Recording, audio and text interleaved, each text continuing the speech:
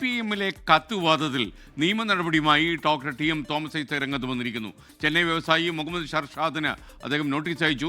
1 കോടി രൂപ നഷ്ടപരിഹാരം അദ്ദേഹം ആവശ്യപ്പെട്ടിട്ടാണ് ഒരു വക്കീൽ നോട്ടീസ് അയച്ചു കൊടുത്തിരിക്കുന്നത്. വിവാദമായ കത്തിൽ MP Rajesh, Thomas Isaac, P Sreeramakrishnan എന്നിവരുടെ ബിനാമിയാണ് UK-യിലുള്ള രാജേഷ് കൃഷ്ണൻ എന്നായിരുന്നു ഈ ചെന്നൈയിലെ വ്യവസായി ആരോപിച്ചത്. മനീഷ് മഹിവാൽ തിരുവനന്തപുരം വിവരങ്ങൾ നൽകും. മനീഷ്, പറയൂ.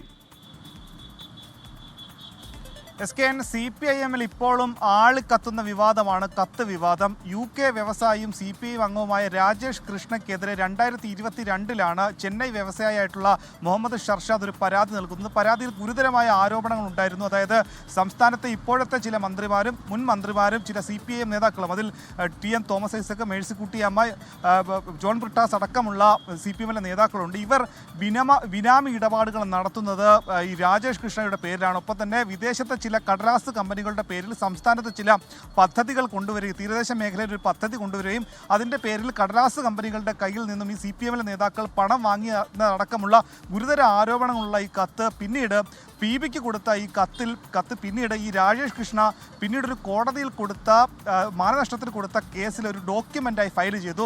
ആ ഡോക്യുമെൻ്റായി ഫയൽ ചെയ്ത ഈ കത്തിലെ വിവരങ്ങൾ പിന്നീട് കഴിഞ്ഞ ദിവസങ്ങളിലൂടെയാണ് മാധ്യമങ്ങളിലൂടെ തന്നെ വെളിയിൽ വന്നു.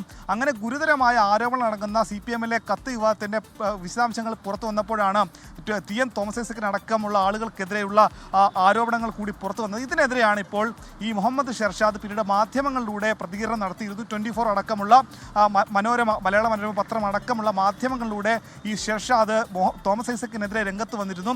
ഇതിൽ ആണ് മാനനഷ്ടത്തിന് ആവശ്യപ്പെട്ടുകൊണ്ട് അപകീർത്തിപ്പെടുത്തി ഇതിന് മാപ്പ് പറഞ്ഞുകൊണ്ട് അല്ലെങ്കിൽ 1 കോടി രൂപ തനിക്ക് മാനനഷ്ടമായി വേണമെന്നാവശ്യപ്പെട്ടുകൊണ്ടാണ് നിലവിലെ അഭിഭാഷകൻ മുഖേന മുൻ മന്ത്രിയും CPM നേതാവുമായ തോമസ് ഐസക് ഒരു ലീഗൽ നോട്ടീസ് അയച്ചിരിക്കുന്നത്. SK.